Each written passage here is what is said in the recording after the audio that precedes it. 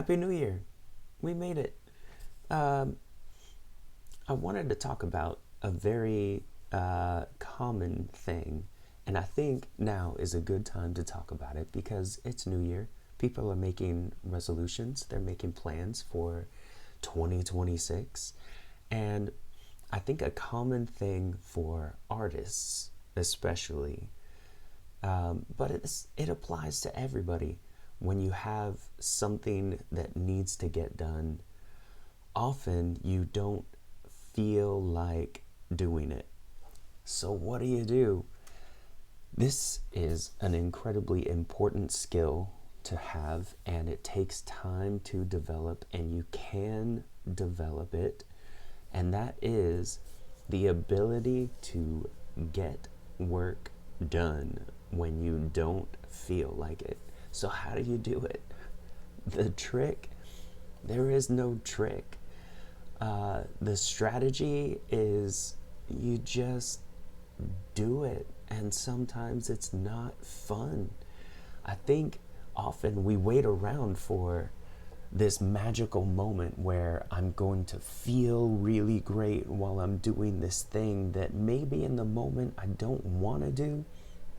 As you can tell, I have some kind of a voice thing going on here. I could almost do movie trailers, but uh, I was sick over the Christmas holiday and I didn't feel like doing a lot of things.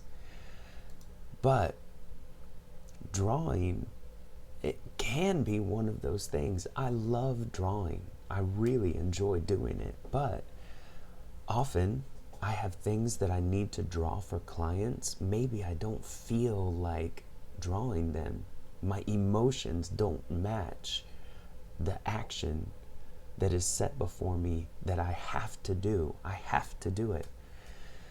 So, how do you develop this skill? I've worked on a few strategies over the years, and there's something that I've landed on. And I hope that it's helpful for you. We've actually done it before if you watched some of my earlier videos, and I talk about it a lot. Timed drawing or getting warmed up often helps get my emotions and my feelings in line with the thing that is set before me to do, the task that needs to be done. That's the trick, getting the tasks and the emotions to line up and do it and be productive. So, I've got a collection of images here, and we're going to do some timed drawings. These are going to be really very short, and the goal is not perfection. The goal is just to get our hands moving and our minds working, and basic analyzing of these poses, these characters and costumes and shapes into lines and actions on the page. So as you can see, I've split up my page here into a few different sections. We'll do 6 of these, and each one of these, I'm using an app here. It's called Eagle. I just started using this last year, and I love it a lot. It's a great way to organize your images. It's all local. You download your images, and it's just easier for me to keep track of them rather than having folders and folders of images. And there's this plugin here called Practice Poses Drawing, and you can just set a timer, how many seconds you want each image to be up on the screen before it switches to the other one. I've got the order of these images set on random, so I have no idea which one we're going to be drawing next.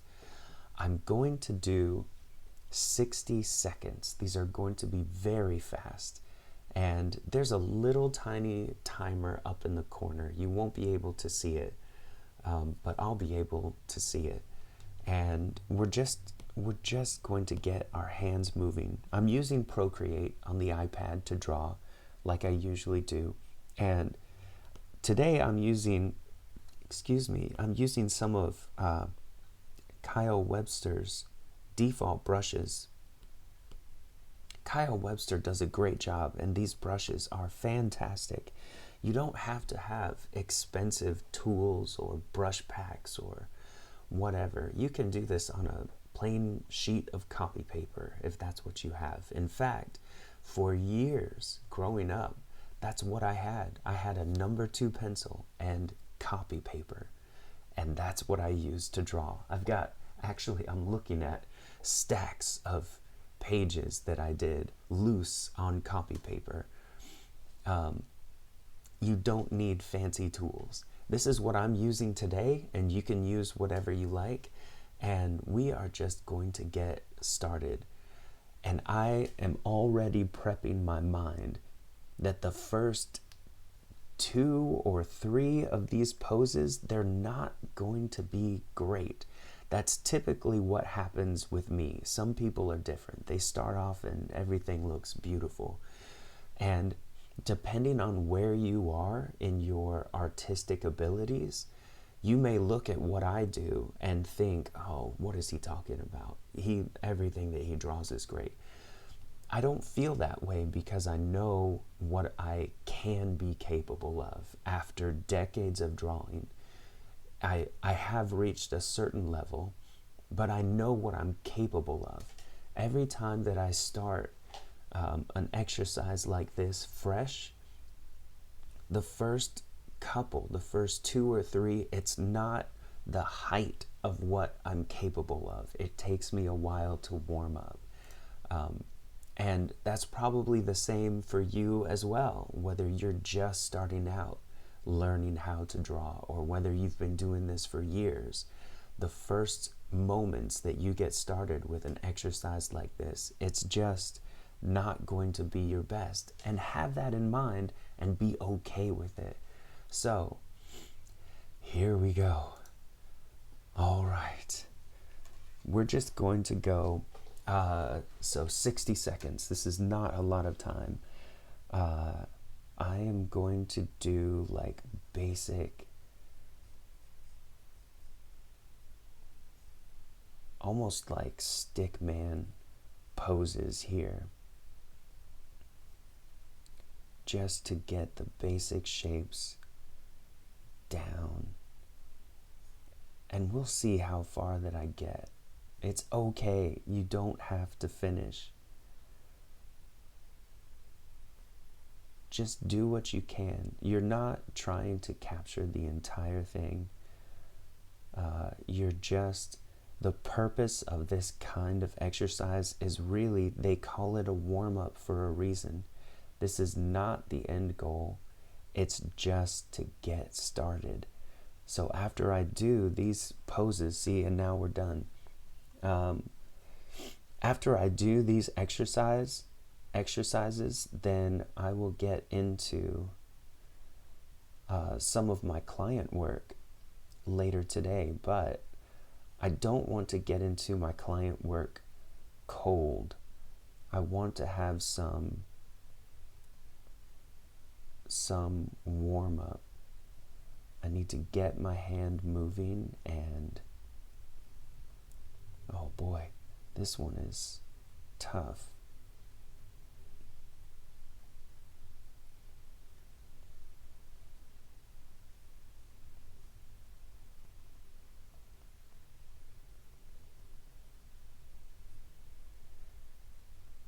And it's very difficult to draw and talk at the same time. Oh my.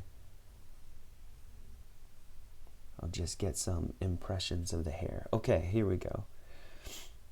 And now I'm starting to feel like my hands are kind of catching up with what I'm seeing. And I wasn't really feeling drawing as I got started into this. And now that I'm getting going and things are looking all right, yeah, yeah, I can get started with some client work here in a little bit.